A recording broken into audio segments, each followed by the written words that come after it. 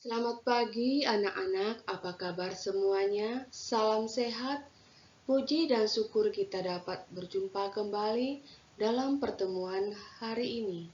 Adapun pertemuan hari ini, kita akan membahas materi tentang gereja yang menguduskan.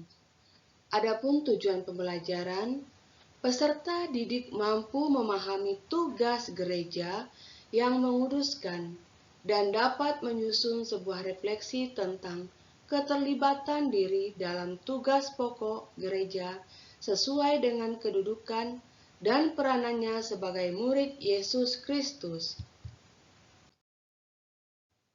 A. Gereja yang menguduskan. Tugas menguduskan. Di beberapa gereja, sebelum perayaan Ekaristi dimulai, imam atau lektor memberikan pengumuman bahwa orang tua diharapkan mengajak dan membantu anak-anaknya untuk menghayati liturgi secara baik. Liturgi merupakan perayaan iman. Perayaan iman tersebut merupakan pengungkapan iman gereja, di mana orang yang ikut dalam perayaan iman mengambil bagian dalam misteri yang dirayakan.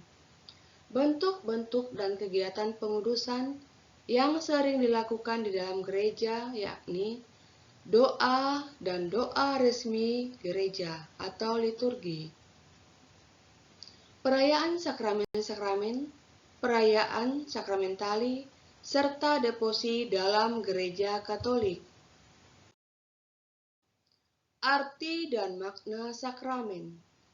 Sakramen berasal dari kata mysterion dari bahasa Yunani, yang dijabarkan dengan kata mysterium dan sacramentum dari bahasa Latin. Sakramen dipakai untuk menjelaskan tanda yang kelihatan dari kenyataan keselamatan yang dasar pengertian sakramen sebagai misteri, misterium kasih Allah. Singkat kata, sakramen yaitu hal-hal yang berkaitan dengan yang kudus atau yang ilahi. Sakramen juga berarti tanda keselamatan Allah yang diberikan kepada manusia.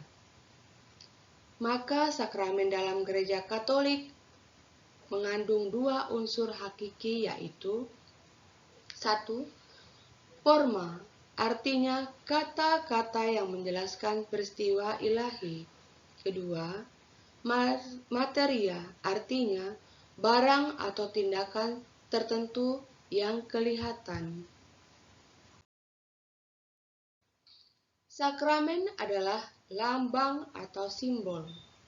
Asal-usul tanda-tanda atau simbol sakramental berasal dari ciptaan, yaitu cahaya, air, api, roti, anggur, minyak, dan yang berasal dari kehidupan sosial, yakni mencuci, mengurapi dengan minyak, memecah roti, dan beberapa yang lainnya lagi yang berasal dari sejarah keselamatan dalam Perjanjian Lama, yaitu ritus Paskah, korban, penumpangan tangan, dan pengudusan.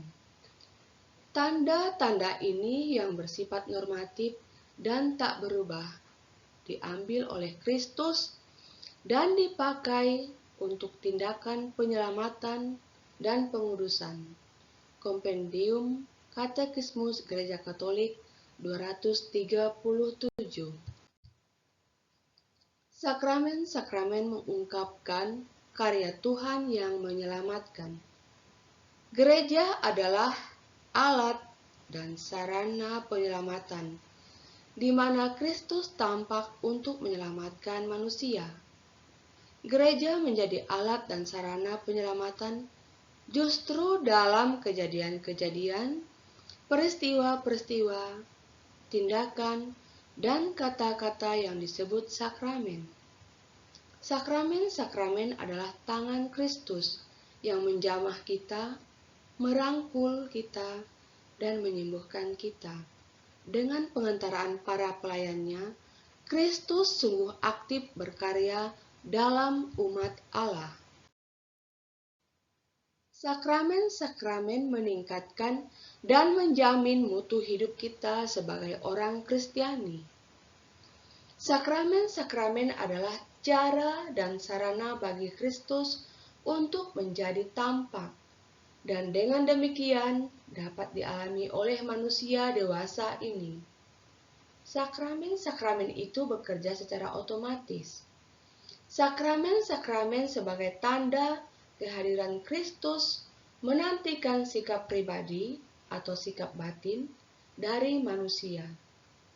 Perayaan sakramen adalah suatu pertemuan antara Kristus dan manusia. Pembagian sakramen-sakramen gereja.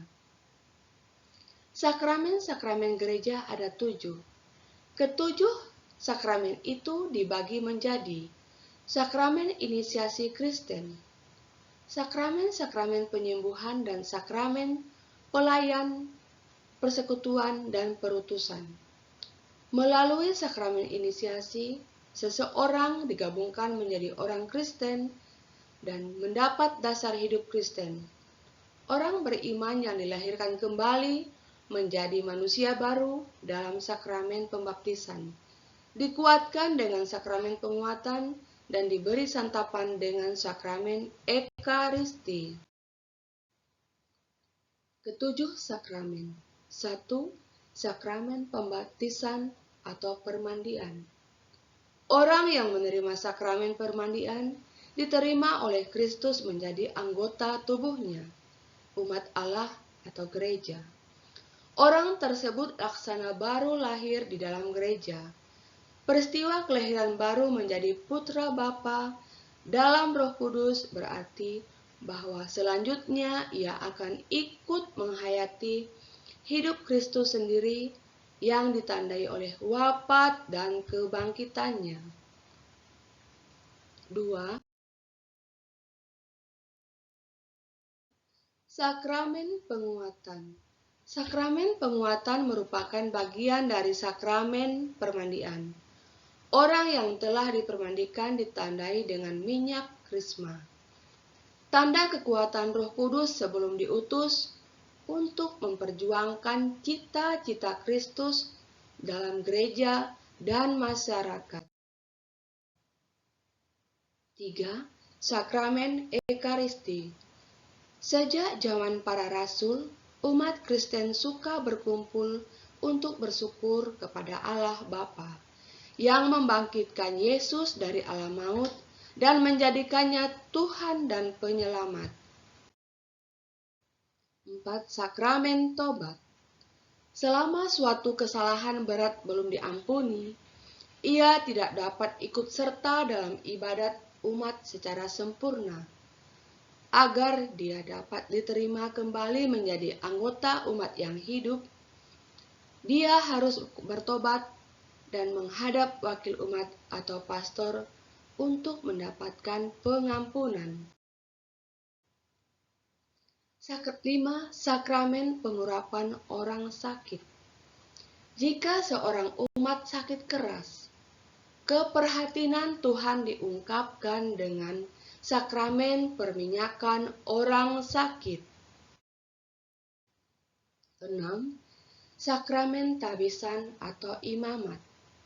Umat membutuhkan pelayan-pelayan yang bertugas menunaikan berbagai tugas pelayanan di tengah umat demi kepentingan dan perkembangan umat dalam hidup beriman dan bermasyarakat.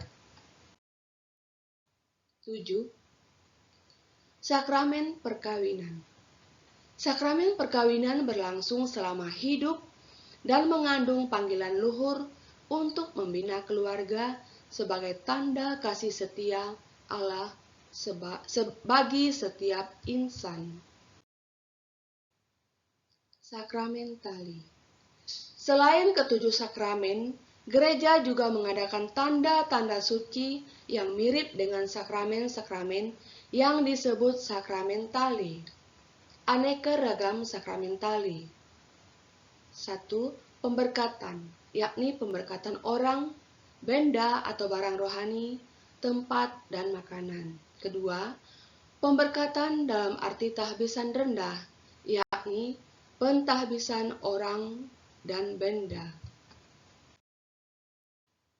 Deposi dalam gereja Katolik. Deposi adalah bentuk-bentuk penghormatan atau kebaktian khusus orang atau umat beriman kepada rahasia kehidupan Yesus yang tertentu, misalnya kesengsaraannya. Terima kasih. Untuk materi hari ini, Ibu cukupkan sampai di sini dan kita lanjutkan kembali kepada pertemuan minggu yang akan datang.